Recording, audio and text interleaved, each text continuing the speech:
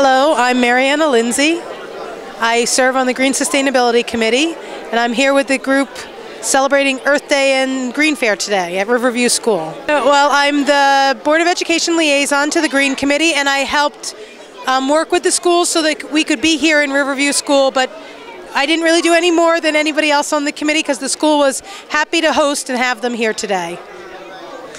I'm also here today with my son, Sam, who's talking to people about Save the Frogs, which is a passion of his.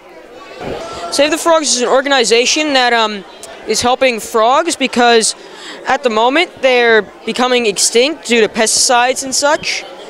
In the last 35 years, there have been 200 amphibian species that have been extincted, that's a word. Which is a much faster rate than normal. That's much faster than normal.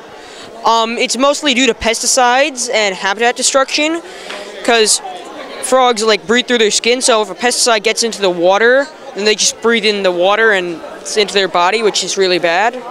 So, that's a really bad thing for frogs.